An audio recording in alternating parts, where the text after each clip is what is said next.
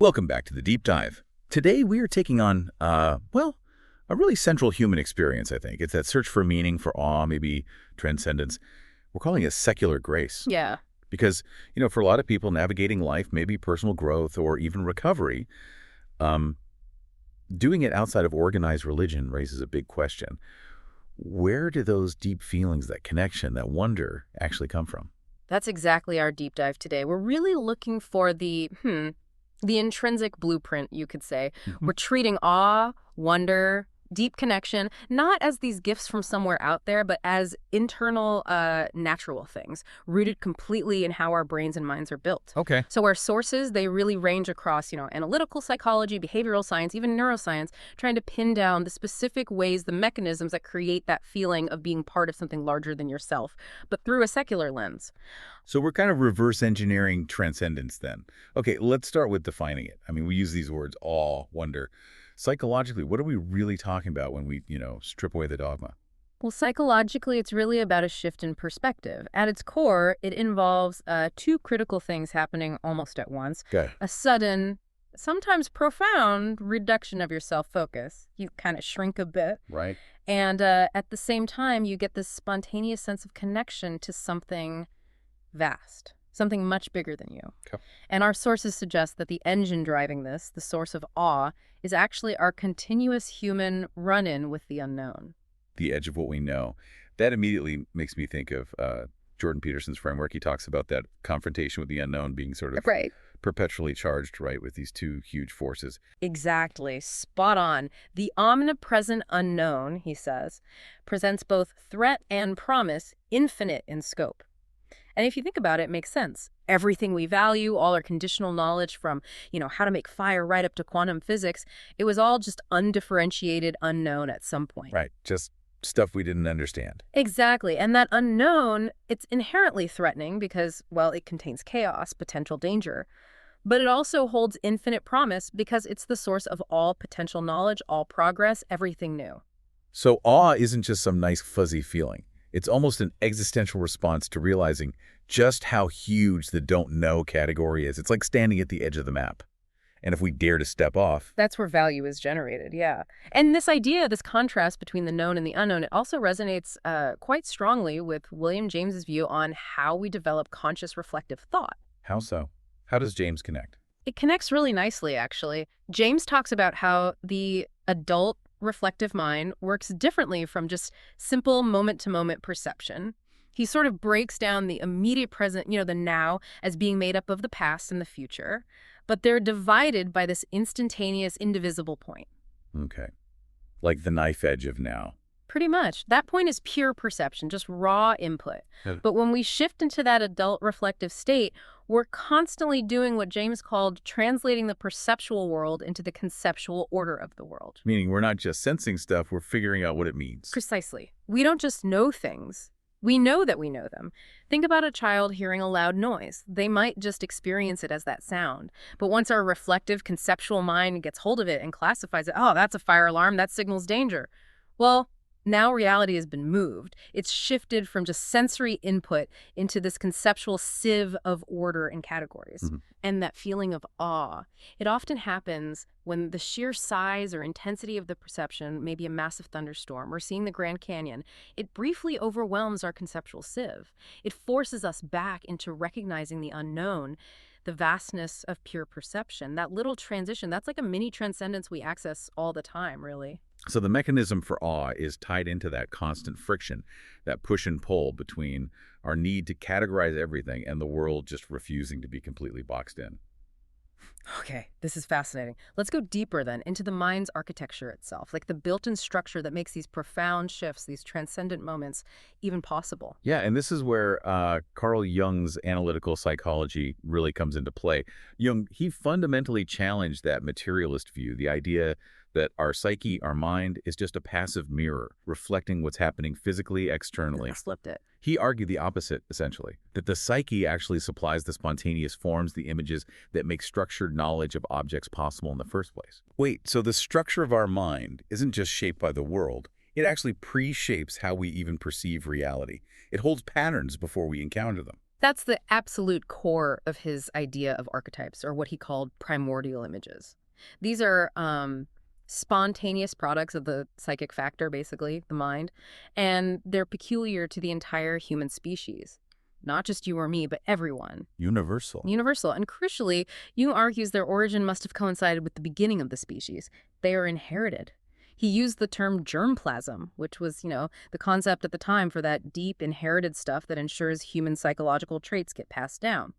These archetypes, they are the essential human quality of being human. There's a huge claim. Yeah. But the templates for our heroes, our demons, maybe even our ideas of gods are potentially built in, not just learned from stories. In potential, yes. Not fully formed images, but the underlying patterns, the structures, and it explains why myths and certain symbols have such a universal immediate punch, doesn't it?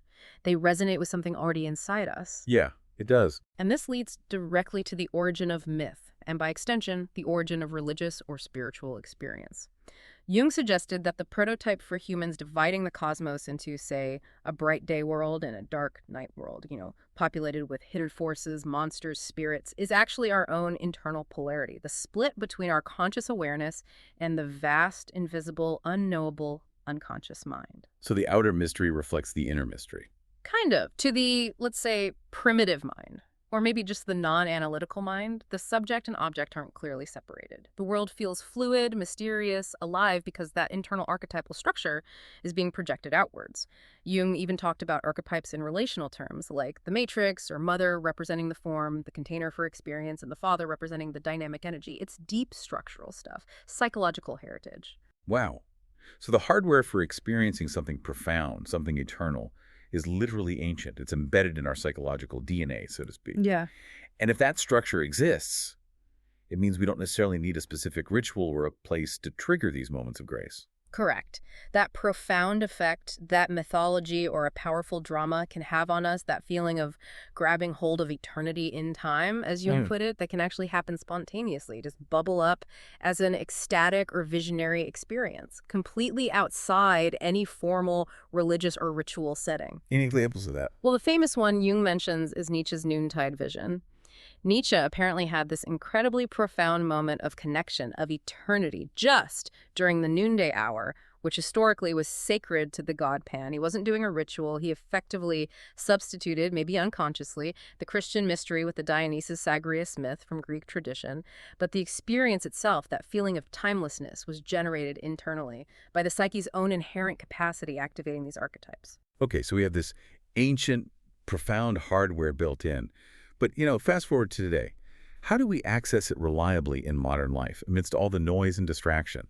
This seems to bring us to maybe a more immediate, practical internal structure, like internal family systems, IFS. Finding that wholeness, that self-energy within us now. Yes, IFS is a really beautiful bridge, I think, from the sort of vastness of Jungian archetypes to the immediate reality of personal transformation.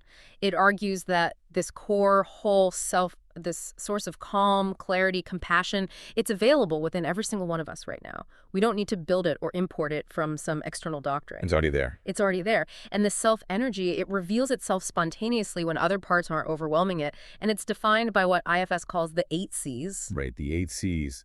Curiosity, calm, confidence, compassion, creativity, clarity, courage, and connectedness. And what always strikes me about the IFS perspective is the claim that these qualities aren't earned or developed over time. They're just inherent. They are intrinsic, yes. That's the revolutionary part. Let's take compassion, for instance.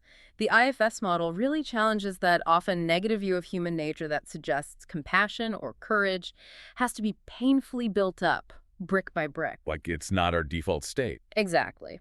IFS says, no, compassion is simply the natural ability of your core self to be present with your own internal parts that carry deep pain, what IFS calls exiles, without being overwhelmed or judgmental. Okay, let's unpack exiles a bit. What are they exactly? So exiles are typically the younger, more vulnerable parts of us. They carry the burdens from past experiences, trauma, shame, fear, deep loneliness, feeling rejected. And because their pain feels so overwhelming, other parts of our internal system, parts IFS calls managers and firefighters, work really hard to keep them locked away. Or they distract us whenever those feelings start to surface. Right, like the part that makes you work constantly so you don't feel inadequate, or the part that makes you binge watch TV to numb out sadness. Precisely. Those are protective parts trying to keep the exile's pain contained. So healing in IFS involves the self with its inherent curiosity, calm, and compassion approaching those painful exiled parts. Not to fix them, but just to be with them, to understand them. To unblend from the protectors and connect with the pain from a place of calm strength. Exactly. And if you can be present with your own pain, your own vulnerable parts with that self-energy without being flooded by it or fighting it, then you can naturally, almost automatically extend that same calm, non-judgmental acceptance outward to other people and their struggles. And accessing that self-energy, that's the direct line back to this feeling of secular grace, of transcendence we're talking about. Absolutely. When someone is experiencing being in self, as IFS puts it, the connection is immediate. You just spontaneously feel more connected, not just to other people, but often to humanity as a whole, and even to something larger and more encompassing, as the source says. Like the earth, the universe, maybe what IFS calls the big self. Right. This provides the psychological basis for transcendence, and it's absolutely critical for feeling less isolated, less lonely. If your operating belief is that you're just this separate, flawed, maybe inherently selfish individual struggling against a hostile world, well, you're going to feel alone. Yeah. But accessing that self-energy, which is characterized by that vibrant, calm, connected clarity, it just dissolves that psychological isolation almost instantly. It gives you a feeling of unity, of belonging, that requires absolutely zero theological explanation. It's just how the system works when it's not burdened. Okay, so the internal capacity is there. We have the archetypal depth. We have this accessible self-energy. But let's be real, the external world constantly pulls us into anxiety, defense mode, isolation. So if the mind have this capacity, how do we reliably get there? How do we shift from defense to connection? This sounds like it requires some really intentional behavioral, maybe even physiological shifts. It really does. And this is where we need to transition from the sort of mythical architecture and the internal family to the precise biological mechanisms of safety and connection. Polyvagal theory gives us a really detailed map here. It explains how our ability to connect versus defend ourselves is tied to the evolutionary development of our autonomic nervous system. Okay, polyvagal. Okay. I know this involves the vagus nerve, but break it down for us. Where does it start? The crucial starting point is how our nervous system assesses risk. And this happens beneath conscious awareness. It's called neuroception. Neuroception, okay. So our nervous system is constantly automatically scanning the environment, doing this neural surveillance, evaluating cues of risk or safety without us even realizing it's happening. It's picking up on features that are often hardwired, really primal, like, for example, low-frequency sound. Low sounds, like a growl. Yes. Exactly. The rumbling of a potential threat, maybe the booming voice of an angry person. These can trigger a primal sense of danger in mammals, including us. And that sound automatically shifts our physiological state away from being open to social interaction and towards potential defense. The system is constantly asking, is this environment, are these people safe enough for connection right now? So neuroception is like this invisible automatic security check that determines whether we can even drop our defenses enough to feel calm and connect with others. That's a great way to put it, an automatic security check. And if the environment is perceived as safe, the nervous system then has to do something quite active. Yeah. It has to inhibit the more primitive brain structures, the limbic system areas that control our fight, flight, or freeze defenses. It has to put the brakes on the panic button. Exactly. It Yeah. actively breaks those defensive systems. And that inhibition is what allows us to deploy the social engagement system. This is a more recently evolved, sophisticated network, mainly involving several cranial nerves. Okay, tell us more about the mechanics. What's this social engagement system actually doing? What's it regulating? It's regulating all those subtle, nuanced social cues we absolutely rely on for bonding and feeling safe with others. It involves the nerves controlling facial expression, smiles, frowns, eye contact, vocalization, specifically the prosody, the musicality or tone of our voice, which conveys safety or danger. Listening, it actually helps regulate muscles in the middle ear to tune out low-frequency background noise and focus on the frequencies of the human voice. Wow, that's specific. It is. And critically, it involves the vagal control of the heart. There's a specific part of the vagus nerve system originating in the brainstem in a place called the nucleus ambiguus. That's key here. Nucleus ambiguus. Okay, that sounds technical. Give us an analogy. What's that part doing in relation to feeling calm? Think of the nucleus ambiguus as, like, the master control switch, or maybe a smart dimmer switch, for the calming part of your nervous system, the parasympathetic system. Specifically, the part responsible for rest, digestion, relaxation. We sometimes call this the smart vagus, or the vagal brake. Good break, right. It communicates directly with inhibitory neurons that actively slow down your heart rate and reduce overall physiological arousal. This promotes those calm states that are absolutely essential for social bonding, for emotional regulation, for feeling safe enough to connect, learn, grow. If that nucleus ambiguous is online and working well, basically, if you feel safe, you have access to physiological calm. And without that calm foundation, social engagement, and maybe that feeling of secular grace we're after, it can't happen. You're stuck in defense mode. Pretty much, you're physiologically locked out of it if your system is screaming danger. And this physiological switching, this vagal control, it's even involved in really intense emotional experiences like falling in love. It seems to be. One of our sources describes passionate love, interestingly, as a kind of classically conditioned response. It creates these enduring, almost permanent links between the partner and feelings of safety, ecstasy, or just highly positive state. Conditioned like Pavlov's dogs. In a way, yeah. The development of these strong emotional bonds seems to follow the laws of visceral conditioning, meaning a conditioning involving our internal organs and systems. And apparently, those kinds of conditioned responses are relatively easy to establish, but incredibly resistant to extinction. They stick around. Why? Well, the theory suggests that things like reproductive behaviors or moments of really intense bonding, what the source calls immobilized love, maybe like deep intimacy or shared ecstatic experiences, they kind of co-opt the communication pathways between these vital brain structures like the vagus nerve system. This fosters a really deep physiological sense of attachment. It just highlights again that deep connection isn't just a nice idea, it's a conditioned biological state. That flows perfectly into the world of intentional behavior then. Yeah. If we're so conditionable, maybe we can actually condition ourselves towards that state of calm, connection, safety, which ties right into why consistent habit formation is seen as so vital for any kind of personal transformation or recovery. Absolutely. The behavioral science folks are pretty clear on this. A key reason people fail to stick with new habits, going to the gym, meditating, whatever, isn't usually a lack of effort on one particular day. It's because their self-image, their underlying identity, gets in the way. How so? Well, you can't easily maintain the identity of being a daily smoker and simultaneously build the identity of being, say, a marathon runner. The two conflict. Real, lasting progress requires you to continuously edit your beliefs about yourself and upgrade your identity. You have to become the type of person who, for example, prioritizes calm or connection or courage. Identity comes first. Identity drives the behavior long term. And tied to this is recognizing what cravings are really about. Every craving, the source suggests, is fundamentally linked to a desire to change your internal state. Not a desire for the thing itself. Not primarily. You don't actually crave the cigarette. You crave the feeling of relief from anxiety that the cigarette temporarily provides. You don't really want to scroll endlessly on your phone. You want to feel entertained or maybe numb or distracted from discomfort. Every craving is basically a physiological signal saying, I want to feel different. Okay, that's a powerful reframe. It is.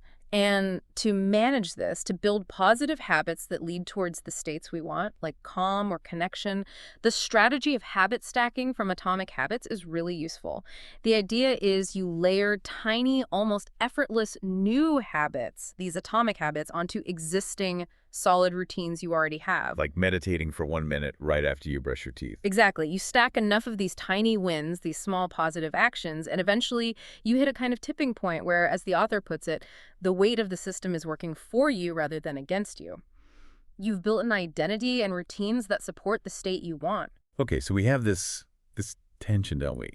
We seem hardwired for intense experiences, maybe even transcendence. But we also need discipline and structure, like habits, to create the conditions for peace and connection. Which leads us right into one of the oldest debates in psychology. How do we manage our internal drives? Control versus freedom. Yeah, that tension is perfectly captured when you look at someone like Freud versus someone like B.F. Skinner. From a Freudian perspective, a major way we defend against suffering is by controlling or sublimating our instinctual impulses. We might seek the peace and quiet of a disciplined practice like yoga or meditation. Taming the inner beast, so to speak. Right, and this taming definitely brings stability, predictability. However, Freud was very clear. This undeniably reduces the possibilities for intense pleasure. He noted that the feeling of happiness you get from satisfying a wild, untamed, instinctual urge is incomparably more intense than the satisfaction you get from a controlled, tamed one. Wow. So control buys you peace and security, but potentially at the cost of peak experience of ecstasy. That's quite a trade-off. It's a fundamental trade-off he identified. Now, Skinner, coming from a very different angle, basically rejected the whole idea of focusing on the inner world, the autonomous man, with his willpower and instincts. It was all about the environment, right? Entirely. Skinner viewed all that talk about inner traits, will to power, human nature as just prescientific ways of describing behavior. He proposed instead a scientific technology of behavior. His focus was completely on analyzing and then revising the contingencies of reinforcement, basically, the external conditions, the rewards and punishments in the environment to shape behavior towards maximizing human achievement and reducing negative aversive consequences. So instead of me trying to use willpower to not eat the donut, Skinner would say, let's rearrange your kitchen so the donut isn't visible, put an apple front and center, and maybe set up a little reward system for choosing the apple. Precisely. Manage the environment, not the inner state directly. Skinner argued that the historical struggle for freedom has always been framed as defending this autonomous self, our inner will. But he believed a technology of behavior, focused on scientifically managing environmental conditions, is actually far more effective at reducing the things we don't want, anxiety, failure, addiction, than relying on this fuzzy concept of subjective willpower. So it's a fundamental split. Yeah. Do we work on taming the inner drives, or do we architect the outer world to guide the behavior? Fascinating. A core debate. Okay, moving forward. This whole journey towards internal peace, towards this secular grace, it seems completely inseparable from self-acceptance, doesn't it? Yeah. Accepting who we are, flaws and all, we have to accept the reality of the self that we're trying to condition or understand. Absolutely. And that takes us straight into the realm of self-compassion. A key idea here, particularly from researchers like Kristen Neff, is emphasizing that pain and suffering are simply unavoidable parts of the shared human experience. We all go through it. It's not just me screwing up. Exactly. And recognizing that, truly getting it, allows you to step out of what Neff calls the rabbit hole of self-pity. When you realize your suffering connects you to the common human condition rather than isolating you, you can honor that shared nature of suffering. This links right back to that IFS idea of connectedness. True compassion starts with recognizing that all conscious beings, including ourselves, are intrinsically worthy of kindness and humane treatment simply because they suffer. And self-compassion isn't just about being, soft and gentle with yourself all the time, is it? Neff talks about it needing both softness and strength. Yeah, that's crucial. It requires both the tender side and the fierce side. The tender side is what we usually think of. Being comforting, providing a safe internal haven when you're dealing with painful emotions, giving yourself the warmth you'd offer a struggling friend. But the fierce side is just as essential. That's the courage to set boundaries, to assertively engage with what needs to change in your life or in the world, to stand up for yourself when you're being mistreated or when your needs aren't being met. It's the mama bear energy directed towards yourself. Right. Protecting yourself. Exactly. And this combination, the tender protection and the fierce action, creates what Neff calls a compassionate armor. It doesn't wall you off, but it makes you feel stronger, more empowered, more resilient when facing external criticism or your own internal shame critic. Okay, so if we cultivate this kind of robust self-compassion, how does that internal state show up in our external relationships? If we're aiming for intrinsic wholeness, authenticity feels like it must be the key to real connection. It's absolutely fundamental. One of the sources points out that simply being your authentic self, which means expressing your genuine feelings, needs, and boundaries, contributes directly to your own general feelings of happiness and fulfillment. And perhaps counterintuitively to some dating advice, it's also one of the most attractive traits you can offer a potential long-term partner. Why? Because it signals What? stability, trust. Exactly. It signals reliability, trustworthiness.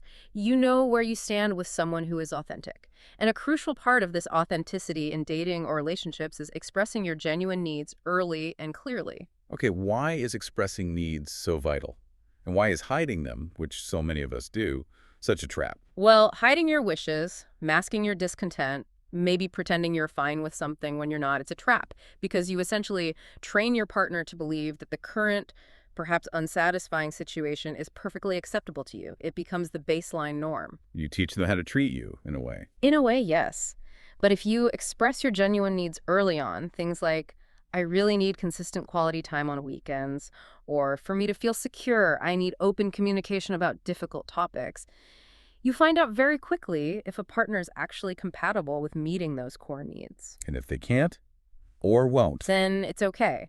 You can move on relatively early to find someone who is able and willing to meet those needs and make you happy, which, the attachment research suggests, is more likely to be someone with a secure attachment style. Yeah, and this flies completely in the face of so much popular dating advice, doesn't it? Oh, completely. That common advice, play hard to get, don't seem too eager, wait X number of days to text back, it might artificially boost your perceived attractiveness in the short term. But attachment theory suggests it primarily makes you attractive to a specific type of partner, someone with an avoidant attachment style. Why avoid? Because that kind of advice encourages you to suppress or ignore your own needs for closeness and reassurance.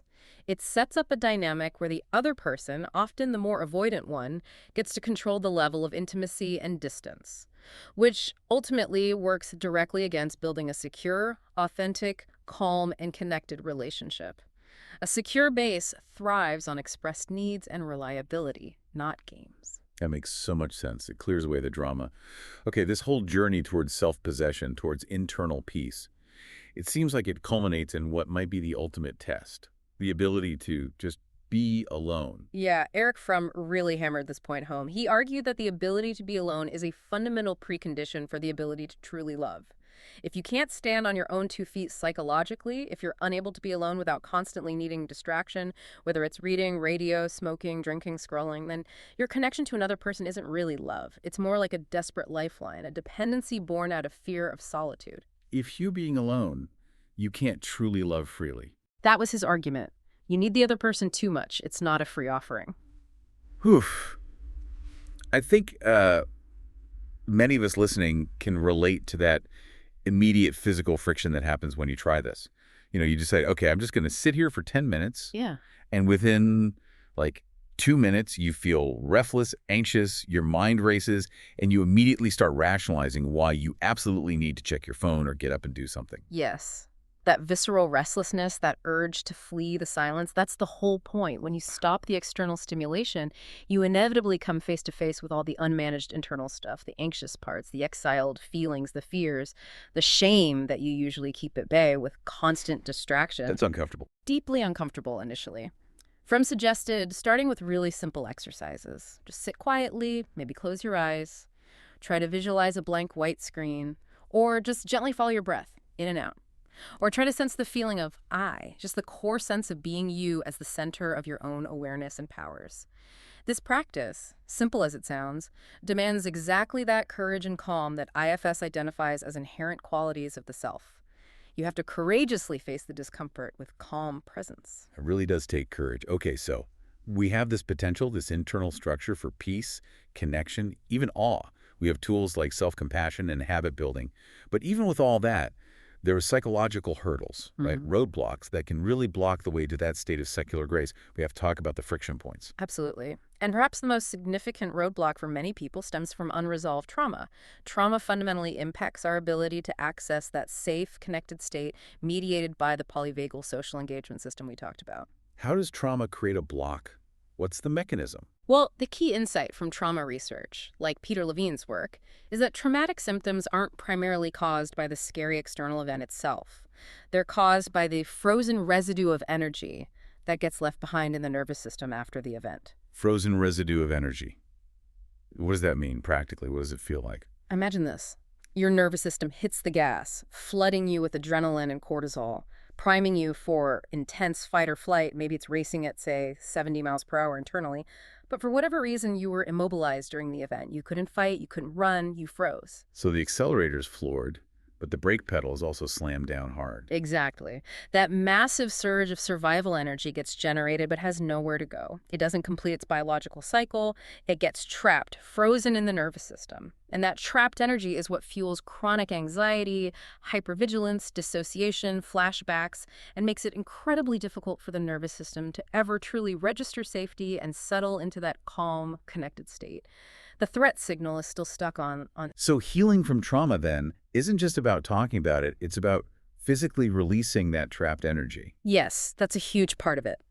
Healing becomes possible when we can create conditions, often with therapeutic support, that allow the body to finally complete those interrupted survival responses. We need to align with those natural, primitive physiological processes and let them follow their course. What does that look like?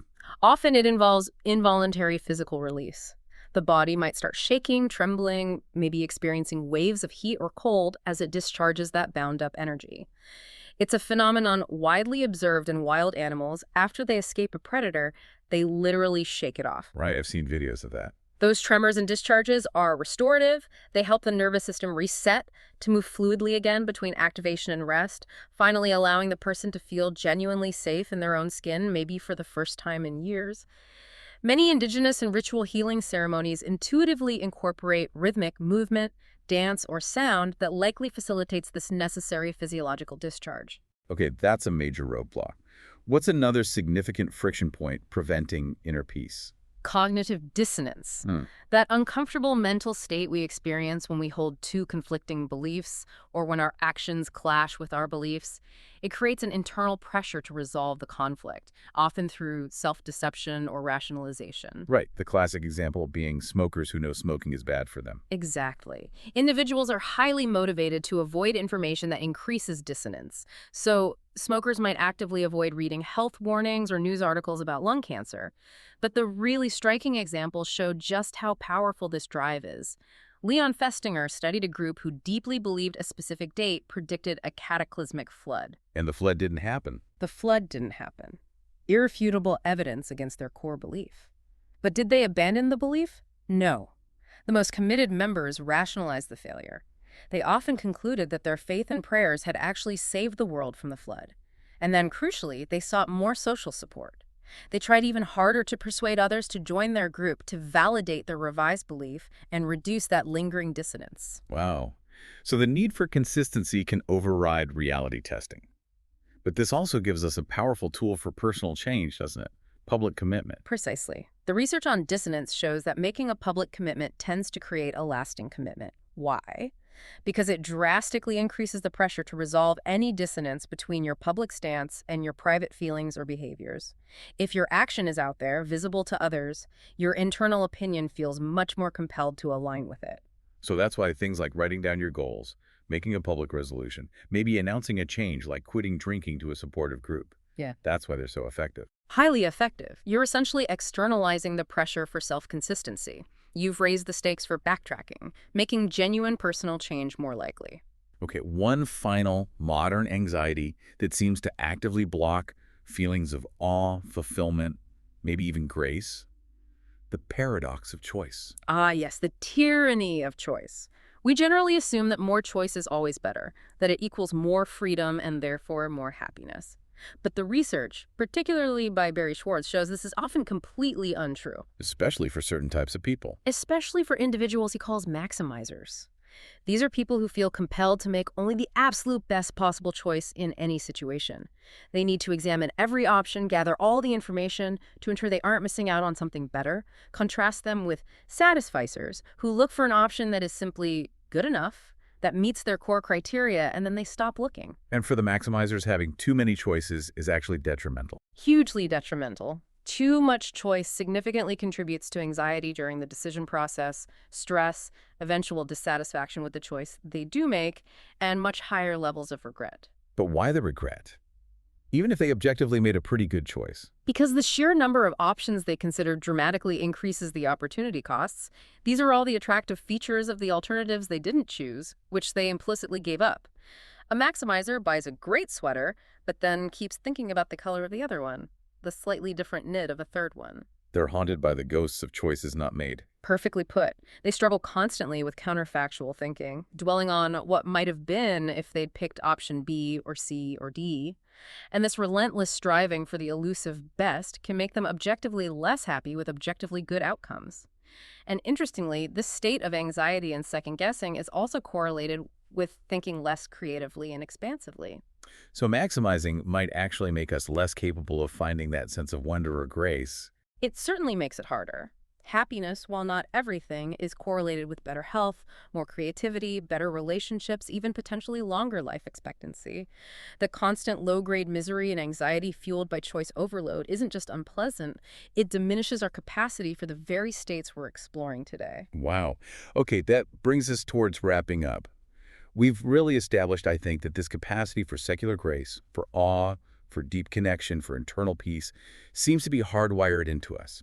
It's structured by these deep Jungian archetypes.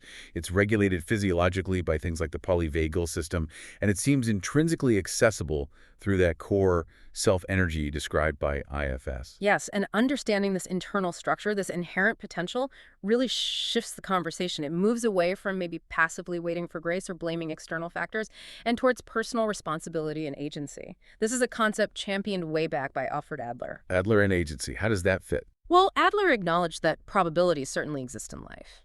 Biological predispositions, environmental challenges, the statistical odds of things happening. But he insisted that the individual ultimately operates in the realm of freedom, using their own creative power. It's the individual's unique interpretation of their circumstances that determines what feels threatening or overwhelming or insurmountable. So feeling anxious or neurotic isn't necessarily an objective reaction to a bad situation, but more about our subjective interpretation, our chosen approach to that situation, an approach that we can creatively change. Exactly. Adler saw the whole personality as organized by a style of life, this unique unitary self striving towards a self-determined goal. And forming that style, choosing that goal, is fundamentally a creative act.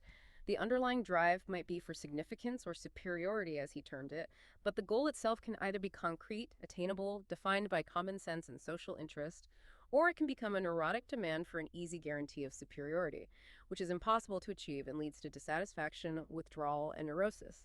The power lies in creatively reaching for a realistic, useful style of life, using our agency, not getting trapped by illusions. Okay, so this whole deep dive seems to suggest that the oceanic feeling of oneness, that ecstatic vision, it can occur spontaneously, without dogma, just by accessing this hardwired intrinsic self that IFS talks about as self, which in that model is already felt as connected to the earth, the universe, the big self. If the capacity is internal, and we know now that we can nudge ourselves towards these states using small, consistent behavioral changes, those atomic habits, well, it puts the ball firmly in our court, doesn't it? We need a clear next step. I think so. And maybe the final thought or challenge for you listening is this. Really take on board the idea from sources like IFS that your core self is intrinsically curious, calm, confident, compassionate, creative, clear, courageous, and connected. That these aren't things you have to get, they're things you have to uncover by letting the defensive parts relax. This suggests peace and connection are closer to your psychological default than you might think. If we can just get out of our own way. In essence, yes. So, with that in mind, here's the challenge. Identify just one of those. 8 C's: curiosity, calm, confidence, compassion, creativity, clarity, courage, or connectedness. The one you feel you most need access to right now in your life. Yeah. Just pick one. Okay. Then identify one single daily non-dogmatic activity, think tiny, a micro practice, an atomic habit that you could realistically stack onto an existing routine starting this week. Yeah. Something deliberately designed to invoke and make space for that specific C-word quality. What tiny step could you take to consciously access that inherent state of secular grace? And knowledge, it seems, is internal. The potential is there. The work to activate it is now yours. Thank you for joining us on this deep dive into the architecture of awe.